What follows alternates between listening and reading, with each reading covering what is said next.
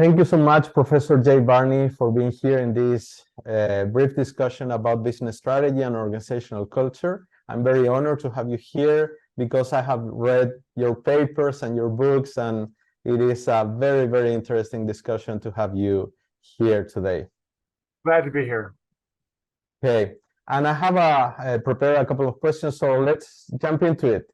So can you describe first what sparked your interest in the strategy field? Because a lot of authors have been discussing or write different things regarding business strategy, and you have been a great author in this field. So what sparked your initial interest? Actually, it's a teaching assignment. When I was a brand new assistant professor,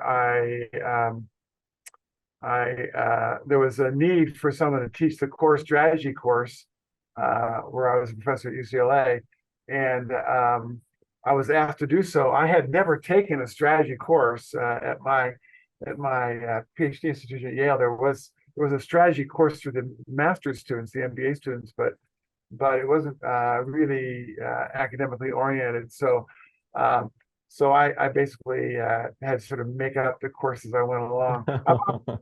People who took that class, I mean, should get a refund of their tuition since I didn't know about strategy. But what happened was the second time I took the course, I had been training myself and being trained by others sort of in efficient capital market theory, agency theory, those kinds of things. And so the second time I taught the course, I thought I better read something about the theory and strategy that's being is out there, so I know what to teach. And so I read Porter's 1980 book, Competitive Strategy, and I really disliked it a lot.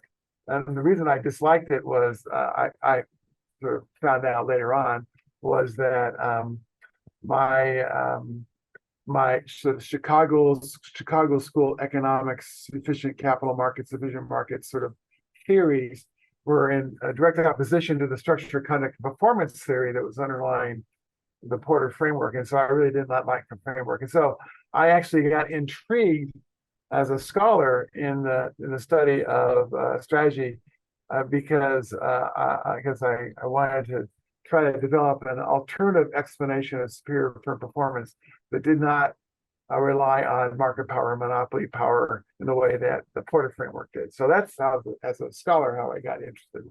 Now, it turns out that this highly intellectual debate has lots of very important practical implications for managers that led ultimately to the development and application of what's become known as the resource-based theory of competitive advantage. So that's why I was asked to teach a class. Yeah, great. And in addition to that, nowadays, with all the changes that we're seeing in the business arena and with the environment, with everything, it is difficult for entrepreneurs and also for business companies, right, to actually try to define or to try to grasp the idea of what the best strategic framework is, right? And even though if you ask, for example, what a strategy is, a lot of business leaders don't know how to respond to that question. So in your experience, can you describe what a strategy is in simple terms, and also what a competitive advantage is? Sure. A firm's strategy is its theory of how it's going to gain competitive advantage. So, and it's a theory because it's a characterization of the way that competition is likely to unfold in their sector or marketplace, and how they can position themselves in that competitive arena to get a competitive advantage. Competitive advantage simply means firm has a competitive advantage when it creates and appropriates more economic value than firms that are competing in a similar space as they are competing. So to me, competitive advantage is roughly equivalent to saying superior performance, superior to firms competing in the same space. I mean, it's simpler to talk in terms of examples. So for example, let's look at Walmart and Kmart historically, okay? Two companies that are in the same industry, discount retail. but who had very different levels of performance. Walmart's one of the largest companies in the world, and even though facing new competition, still is doing extremely well. And Kmart is either out of business or going out of business, hard to tell sometimes. And they sell the same thing. So it's not the retail products they sell that distinguishes them. I think we know that it has to do mostly with Walmart's invention of a distribution system that Kmart was unable to imitate over a long period of time. So Walmart has a competitive advantage over Kmart, clearly, and it's based on a theory that says that the critical thing is to keep your in-store inventory as low as possible, so you can keep your costs as low as possible. Have your inventory in the stores, not in warehouses, keeping your costs low as possible, building market share that you then leverage to get lower costs from your suppliers, which allow you to charge lower prices for your customers. So it's a low-cost strategy based on a distribution model and ultimately some sort of leverage over suppliers. That's the historical strategy. What's more interesting in many ways is why was Kmart unable to imitate that strategy? And we can talk about culture later as a way of preventing firms like Kmart from changing their operations. So that's strategies, a firm's theory about getting competitive advantage in its market, and a competitive advantage exists when a firm is able to create and appropriate more economic value than its competitors. Great, great. And in terms of the literature, you are one of the main authors, right, of the resource-based theory of the competitive advantage of the firm, right? And it is very fascinating to see how the strategic management field started with this very rational and quantitative view about how to create economic or financial value, right? And nowadays, it seems to me like it is shifting towards like this more soft skill, more qualitative view of, I don't know, culture change, right? And the next question is related to that. So why did you start to have interest in culture change? Because I remember reading your paper in 1986, right, about organizational culture. Can it be a source of sustained competitive advantage? So you started very early with that idea. So what sparked your interest in that field too? Well, it comes right out of resource-based theory. So there's two competing theories of how not competing, but two alternative theories of how economic value can be created by a firm. One of them is to create and or exploit monopoly positions in the market, positions that you're focusing on market power, barriers to entry in the industry so you can protect that market power. And it's well understood, I think, that can generate a superior performance for the firm. Of course, it's done at the expense of consumer welfare. Let's set that aside for a second. The second is that the way that firms can gain competitive advantage is they can exploit valuable and rare and concentrate resources and capabilities that enable them to meet customer needs more efficiently than what firms without those capabilities can do. And that those capabilities have certain attributes. They're developed over long periods of time. They're based on personal relationships that are socially complex. They're difficult to imitate for a variety of reasons. And those can be sources of sustained competitive advantage. And that could be a second source of superior performance. So if you sort of set aside the monopoly story, which is, I'm not very satisfied with teaching my students the way to generate money is to make everyone world except for you.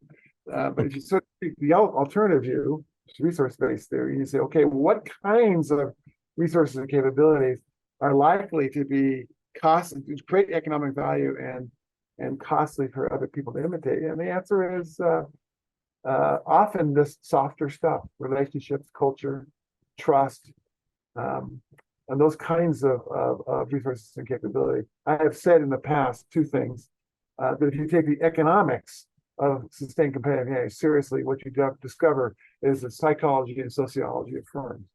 So that's actually becomes critical. And the other thing I've said is, if you can write down with great precision precisely how you generate a competitive advantage, that competitive advantage cannot be sustained because others put it down and find out what you've written and imitate it. So it's all about costly imitation, and that's possible because of the role of history, because of reputations, which is a socially complex relationship between a firm and its customers, between a firm and its suppliers. All those kinds of social relationships are critical. Thus, culture becomes a potentially important source of sustained benefit. When I wrote that article in 1986, culture was really a hot topic. Organizational culture was really a hot topic. But that paper was the first to identify the fact that it could be difficult, costly to imitate organizational culture as a potential source of advantage. Great. Yeah. And also with this new publication that you issued this year, right? Secrets of Culture Change: How to Build Authentic Stories, right? That transform the organization. I would like to ask you regarding the differences between, in your experience, in your academic experience, the differences between small businesses, entrepreneurs, and big business, right, or corporation, because the $1 million question is how to grow your business, right, and not to die in the intent.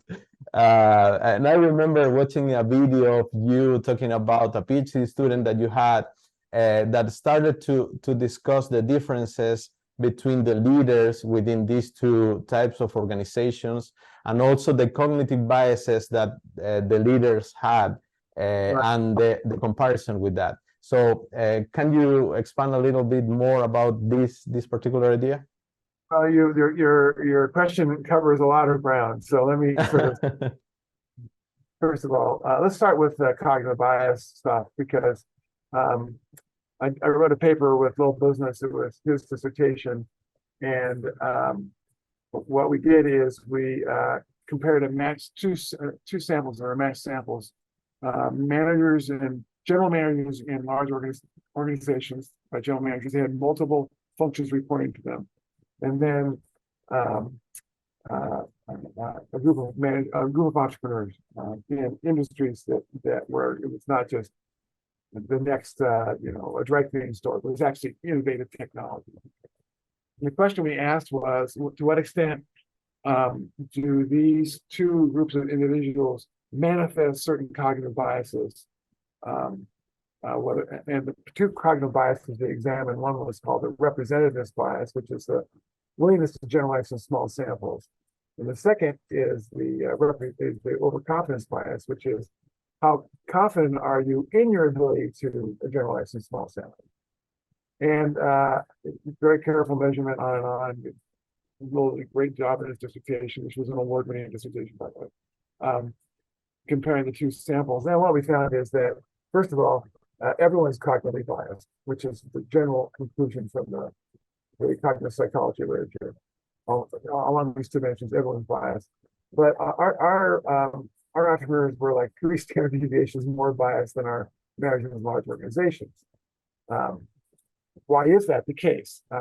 Was the next question. And we don't have data on this, but we speculated that what could be happening is a selection process. So large corporations have all sorts of mechanisms and processes in place to try to minimize non-rational decision making. You've got to, you make your arguments, you have to present them to someone else, and there's a committee, and then you have to convince all the members of the committee about capital allocation. So the capital allocation process is designed to try to minimize the impact of cognitive biases. It doesn't do that entirely, but it's likely to. Whereas those controls don't exist typically in an entrepreneurial firm.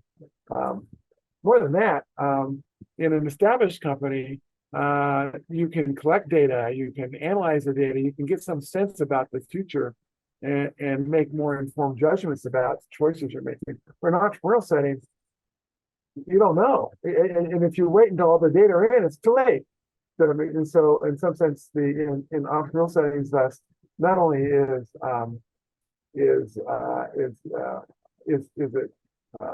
are these organizational sayings do not have the control systems in place to weed out these kinds of cognitive biases. But it's also the case that they're pretty functional in those things. They allow these entrepreneurs to make when they don't have the data they need, which doesn't exist much. So what could be happening is it could be that individuals are attracted either with certain cognitive levels of cognitive bias, are either attracted to entrepreneurial settings if they're highly biased, or they're attracted to large corporations where those biases don't work. Or it could be that people don't know, and then they go to one firm and discover, yeah, that doesn't really work for me, and then they go to the other kind of firm, and they go either way. But in equilibrium or long term, we'd expect to see more cognitively biased people showing up in entrepreneurial firms and cognitively biased people showing up in large organizations. And that's the data we have. The process we don't know yet. We don't know, for example, to be very simple, is cognitive biases like this, are they the cause of entrepreneurship or the effect of entrepreneurship? That's a important answer. With regard to culture in these two organizations, second part, culture is an extremely important component of small and large companies.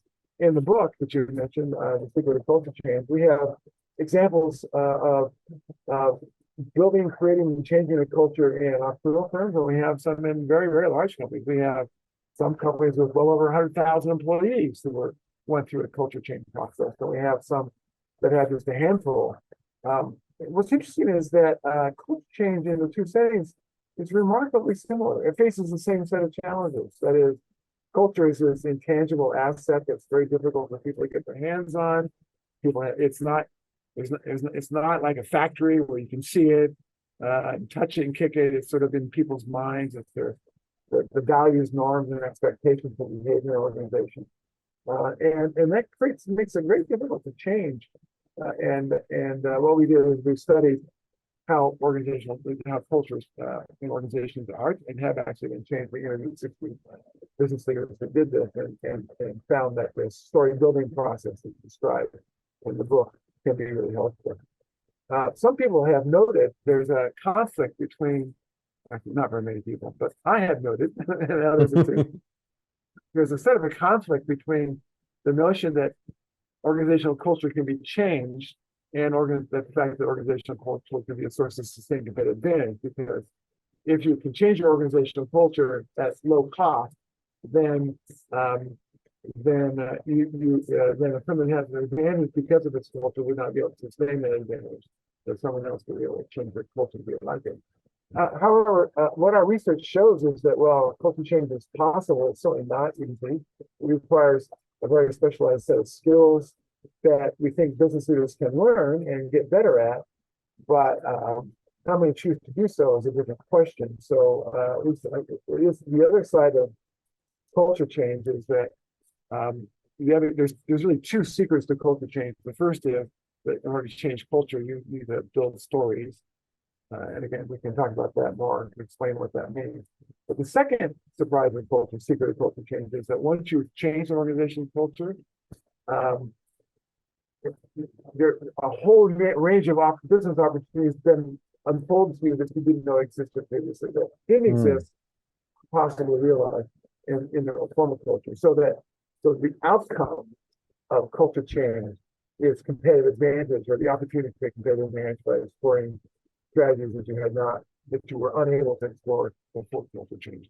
So there is a way to reconcile the two arguments that I made with regard to culture and firm performance and competitive advantage.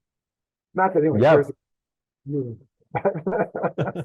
Because it is very interesting, the second part that you described, in terms of maybe a company can define an strategic objective, right, to change its organizational capabilities, and in addition to that, to keep in mind, right, that the culture is going to be changing too. So they need to put in place specific mechanisms in order to achieve that, right? And the mechanisms we talk about are building stories that replace replace the stories that support the old culture. So what happens? Employees share stories with each other And that's what maintains the organizational culture. We know that pretty well. And what we talk about is replacing old stories with new stories that sort of point in the direction of building a new culture. But the thing that's interesting is that it's like these firms in their old culture are all on their knees and are working hard and their heads are down and they're just the metaphor of just grinding away as they are forced to engage in a particular culture. But then you go through this culture change process, and what happens is they stand up. And in standing up, they see opportunities that have always been there, but they couldn't see them because they were down at the ground and trying to get the work done in the old culture. So I think that's the metaphor we're trying to talk about in the book. Yeah, very, very, very interesting. And can you describe a little bit what characteristics do these stories needs to have in order to be impactful for the organization? Well, like I said, we interviewed 60 managers in a wide variety of industries, big, small, domestic, international, global, and so we lots of variants. And we developed a database of about 156 stories, some of which successfully changed cultures, some of which didn't. So allowed us to really characterize what are the attributes of these stories that tend to increase the likelihood they'll be successful.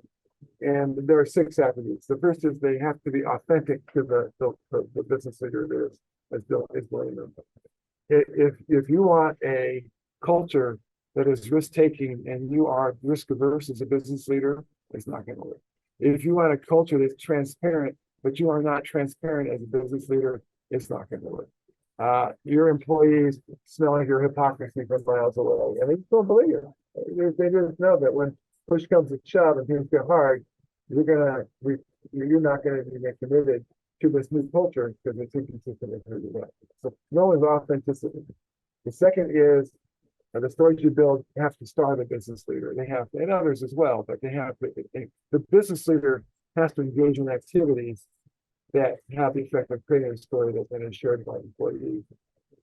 And that's because once the business leader does that, those stories are very hard to walk back. And so it represents a sort of a commitment. And also the fact is, everyone watches a business leader very, very closely. And so that facilitates the distribution the diffusion of these stories as you build them. The third is that the story has to break with the past with a clear path to the future. So the stories as you build have to be they have to exemplify a very different culture than what we should be the case. We have a story, for example, of an organization that's very, very hierarchical, and the business leader has concluded that he had to change the culture because the strategy had to change. That we go from a command and control culture to a customer-oriented culture because they were moving out of a monopoly into competitive market and had to be customer-oriented. And basically turn the organization upside down by having call center employees lecture senior managers of the organization what information they needed to have in order to solve customer problems. It's just so huge break with the past, with a path to the future, although not a detailed line-by-line path, but a sort of direction of the future. The fourth is that the stories have to appeal to people's employees' heads and hearts. But the heads aren't remain. There has to be a business case for culture change. It can't just be, I've always wanted to have a culture just like me. It's just absurd. It's such a ego trip. So we're looking for stories that really enable a firm to implement strategies that are economically necessary. The business model. But we are talking about culture here, so it has to appeal to people's hearts, their emotions, their identity, their sense of purpose as well. The stories are often theatrical. Business leaders dress up and do crazy things to sort of drive home the point that this is something special. And finally, these stories have to create what we call a story cascade, where a business leader story empowers others in the organization to build their own stories, which empower others in the organization to build stories, and those all build on each other to help facilitate their culture. Those are the 6 big things we saw. Great, and it is very also a practical way of seeing culture, right? And to try to grasp the idea of building stories with these attributes, right? It's a very, very practical. It's interesting. It doesn't mean that read this book and then you know how to change the culture. It says, read this book, and if you are willing to do the following things, which includes taking a lot of personal risk. One of my colleagues who read the book said, "You're talking about public courage." I said, "Yeah, that's right. This is courageous actions that are in a very public setting as you're considered. They're courageous because you're violating all the norms, expectations, and values of the current culture." One of the indicators that things are going well in culture change is when you start building the stories, all your direct reports are confused about what you're doing. What are you doing? That's not how we do things around here. Of course, that's the point. That's not what we do around here. That's not what we need to do around here. Yeah, to be true about what you intend to do, right? And to be coherent, and yeah, I love it. And on the same note, nowadays, right, we're facing a lot of challenges, as we discussed previously, right? In the business area, in political area, right? You name it.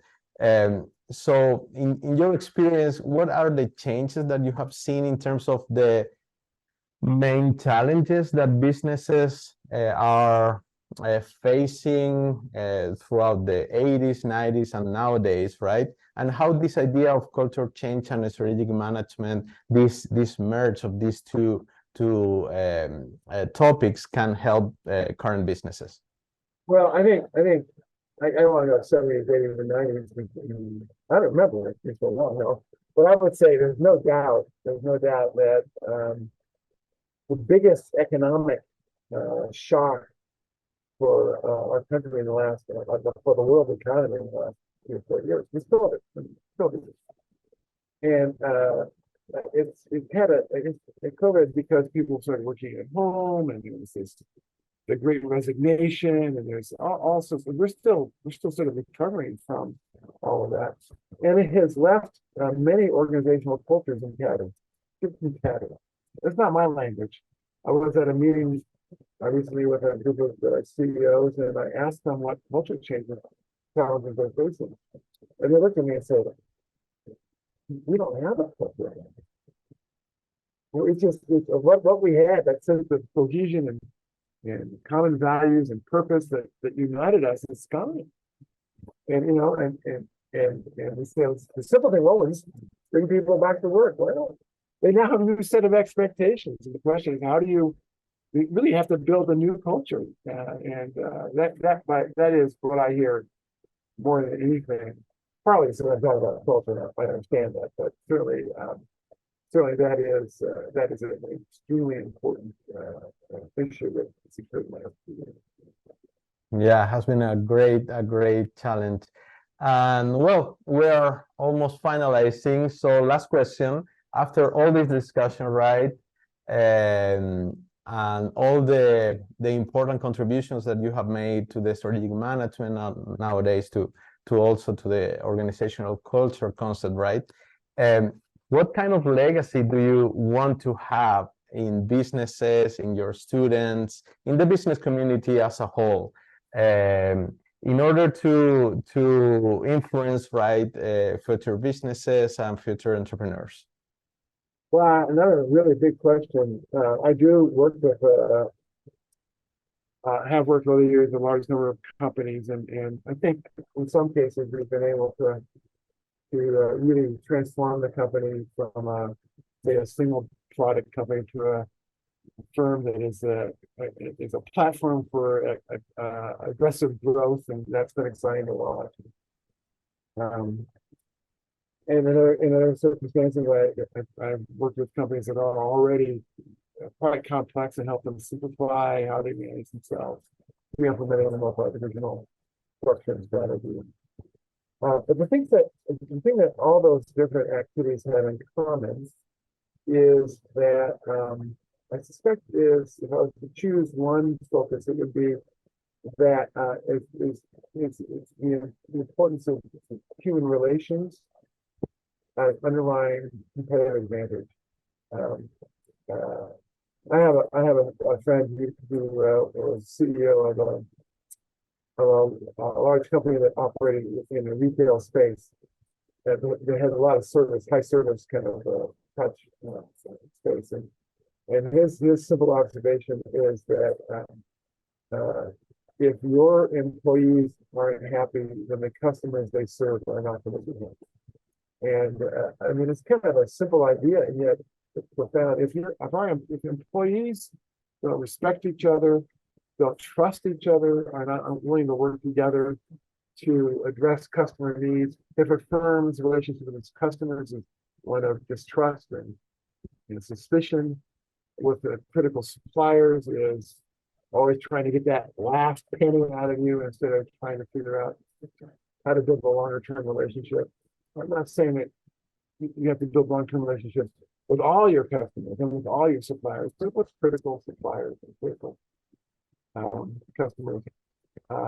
So I guess I would go back to the notion that if you really want to understand, if there was a single message in all of my work in resource-based theory, in strategy, in entrepreneurship, and now on organizational culture, it would be if you take the economics of competitive advantage seriously, what you discover is the psychology and sociology of organization. It's the relations among individuals and enable teams to produce more than they could as individuals. I suppose that's all I would say. Great. So with that, thank you so much, Professor Jay Barney, for having this great discussion. I'm sure that this will have a positive impact in the business community and also for all the people who actually will watch this video. So thank you so much, Professor, for being here, and yeah, glad to have you here. No problem. Bye-bye.